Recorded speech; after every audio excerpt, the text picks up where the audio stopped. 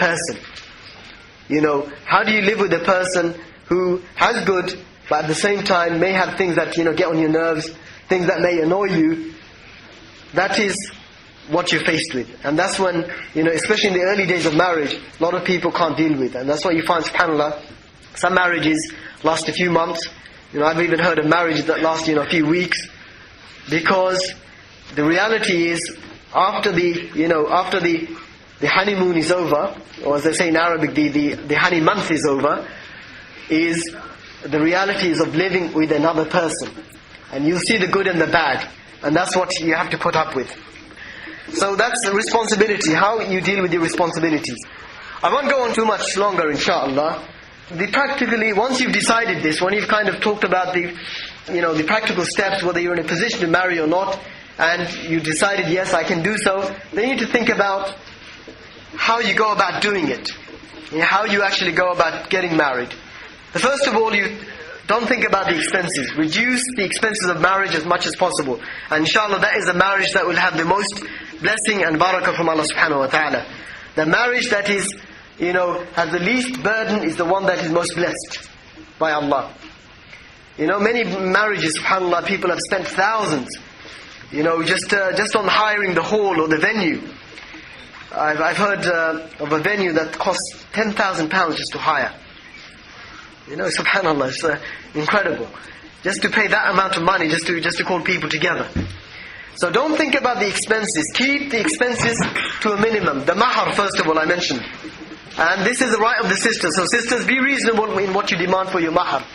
Alhamdulillah, I think today it's not a big issue. It's not a big problem. It's not the sisters who demand a big mahar. In fact, it's the families. But the sisters have to make clear to their families that, hang on, this is my right, and I don't want something that is extravagant or that is unreasonable. I've heard some families demanding £25,000. Can you believe? £25,000, I think, subhanAllah, I feel sorry for that sister. Which man is going to have £25,000 to offer as mahar? And some people, they consider mahar as kind of some form of security. That if you ask for a high mahar, it ensures that the marriage doesn't break down. In fact, sometimes the high mahar is a cause of the marriage breakdown. Because if you imagine a family that has burdened a brother to pay that much mahar, he goes into marriage with resentment. Resenting the family, they put this burden on me, is to take out a loan, and is to go into marriage with this debt.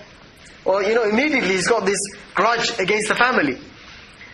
So, mahar, the minimum mahar is the one that is best.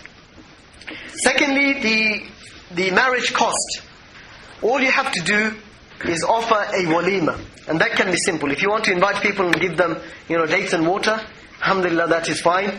Yes, if you want to invite them, just give them rice and one meat dish. Yes, that is fine. You don't have to think about hiring caterers or hiring an expensive venue. What is within your means? If you're a student, you can afford to invite 50 people, that's fine. That's all you have to do. Don't think about big, extravagant events which cause people, to be put off and also put undue burden on them financially. Very simple, brothers. I know you're probably thinking, oh, it's just talk. But unless you really put it into practice, no one can really, I can't change the situation alone. And, we want individually, unless we make collective effort to change for the better. So, in your own marriages, think about this. How do you go about finding the right person? That's obviously very important. How are you going to marry somebody if you haven't found somebody? How do you go about finding someone? The traditional networks, friends and family, is ideal if you have people to help you in that regard. If you don't, people that married contacts, brothers and sisters who are married. And I think it's very, very important for married brothers and sisters that they try to help those who are unmarried. Because, through your marriage, through your wife or through your husband, you know others. And you're in a position to help. And we should help our brothers and sisters. And that's why I try as much as possible to help when I can. And those brothers and sisters who kind of come to us for help and advice. And also that, whoever is in a position to help Muslims in this regard, they should try and do so, because it is a form of enjoining the good. promoting virtue in society.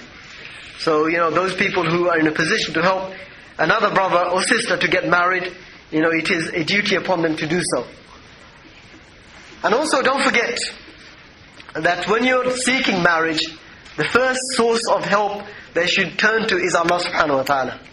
Your first source of help should be Allah, that you ask Allah sincerely to help you and to help, to guide you to find the right person that will help you in your deen and dunya. And we know in the hadith, the Prophet ﷺ said, 3 people that Allah will help. 3 people. And one of them he mentioned is someone who is looking to get married. That's someone that Allah subhanahu wa ta'ala will definitely help. So if you're sincere in your search and you ask Allah's help and support, then Allah will help you, inshaAllah ta'ala. Okay, I'm just going to come on to some of the realistic aspects of what you should look for in a person. Inshallah, and I'll give you time to kind of ask questions on about the issues that have been raised. And some of you will ask, no doubt, what about university? You see someone you want to marry, what do you do? Inshallah, I'll maybe touch on it at the end. Realistically, when you are looking for someone, what should you look out for? What are the qualities and the characteristics? And everyone has their own preferences, no doubt. But in terms of what does Islam guide us? What is Islamic guidance in what you should be looking for? Key thing, of course, is one's practice of Islam and also character. These are 2 key factors, brothers and sisters. If you want a happy marriage, you want, blessing from Allah subhanahu wa ta'ala, then put this right at the top. Right at the top of your kind of list of what you're looking for, this should be at the top. That someone has good practice of Islam and also has good character. Because through these 2 things, inshallah, you'll ensure that, your rights and responsibilities are kind of given. And many marriages, I know, that are based on this, alhamdulillah, happy. The couple are happy, and you see that they have a peaceful home, a happy home. But whereas, people look for other things, you find, that's where you find the problems. So that's the 2 key things. When you're looking, the practice of deen, how much does a brother or sister practice in the religion of Islam? And this is an encouragement for those of you who are not, maybe practicing, who are starting to practice, and encourage not to get married, right? Not do it to get married, but for the sake of Allah subhanahu wa ta'ala.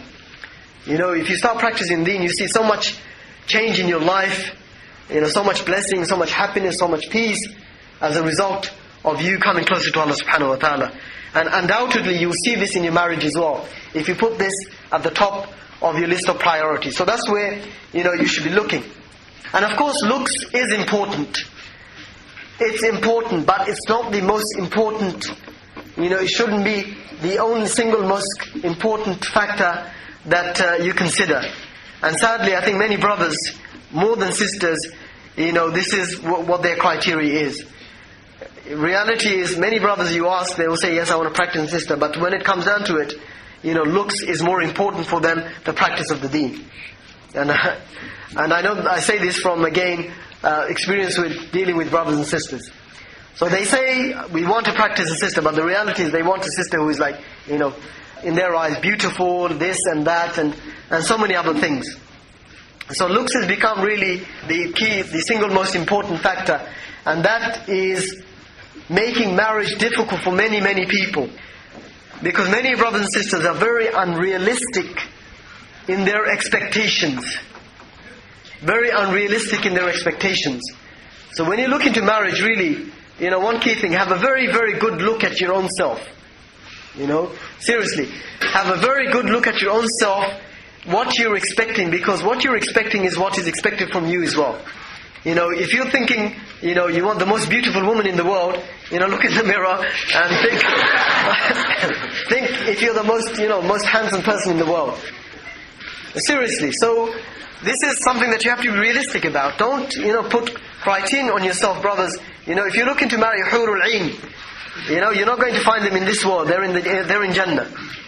So be realistic about what you want in a partner, in a person. And one of the major issues that people find in looking for someone is that they have such unrealistic expectations of what they want, and looks is at the top of it. They want someone so so beautiful, so handsome, and such height,